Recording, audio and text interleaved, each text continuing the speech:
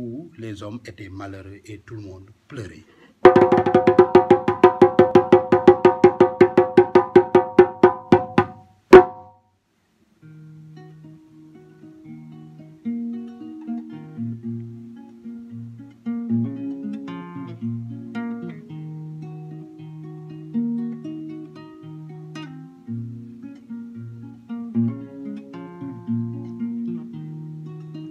So xamoon li may dajooy ding ma noppaloo woo. Babacar chantait toujours et jouait sur son instrument. Où est-ce qu'on en était? Oui, on était au moment où Madoki s'engageait pour aller à la recherche de sa femme, mais aussi des autres femmes, après avoir consulté le devin Mamboy. Dans ce voyage, Madoki était accompagné par son chien. Il part, il traverse des forêts. Au beau milieu de son chemin, il y avait un lion qui était devant lui. Madoki s'est mis à genoux et a armé son arc. Avant juste de tirer, le lion lui a dit « Mais pourquoi tu veux me tuer ?» Madoki lui a répondu « Je suis à la recherche de ma femme et des autres femmes.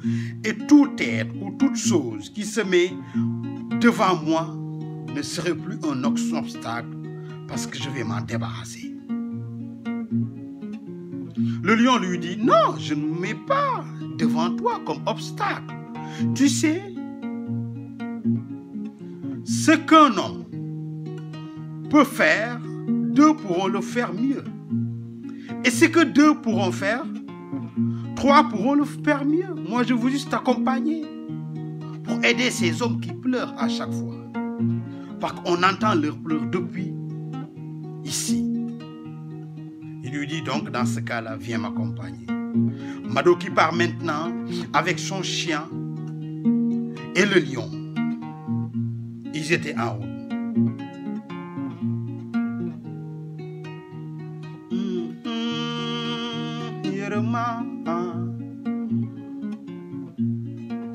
Un peu plus loin,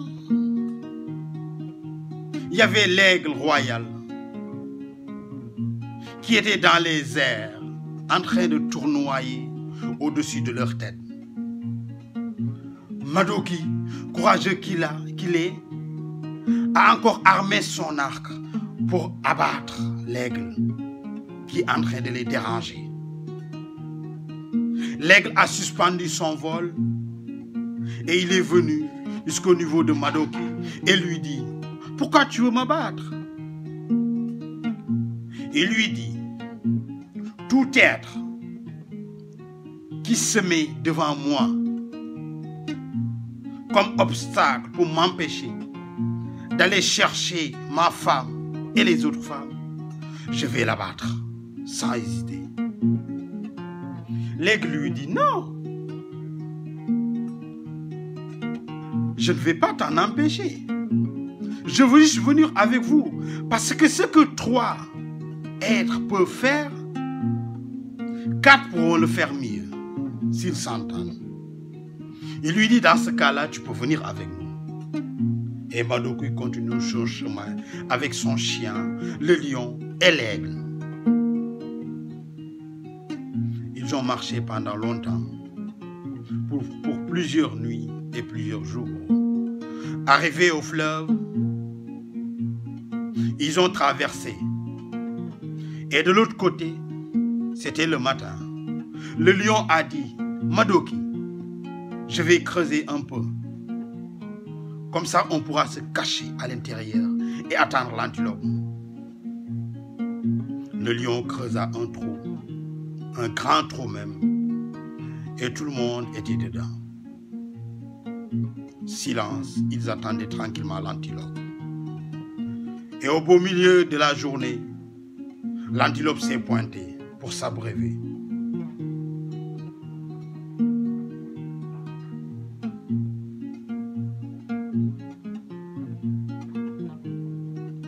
soo xamoon li may dajooy di nga noppaloo woo. Dès qu'elle est là, le lion a sauté sur l'antilope et l'a éventré.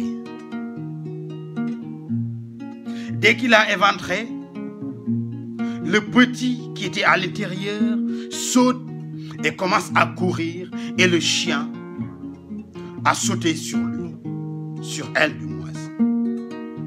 Elle a éventré à son tour aussi. Dès qu'il a éventré, le corbeau s'envole.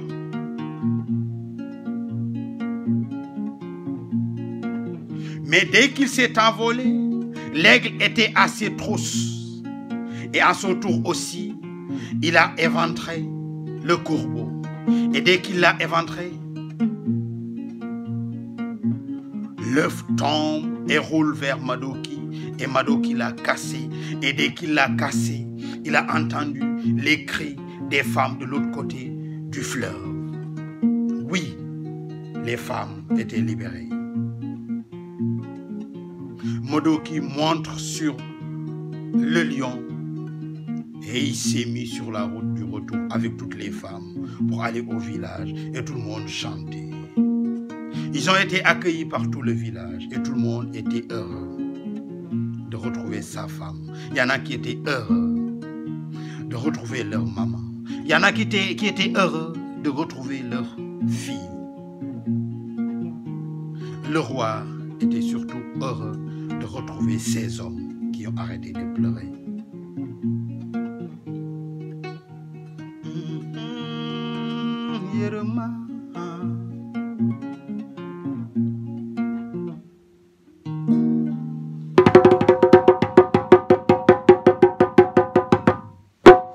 Voilà les amis, voilà la fin de l'histoire pour ces hommes qui étaient malheureux.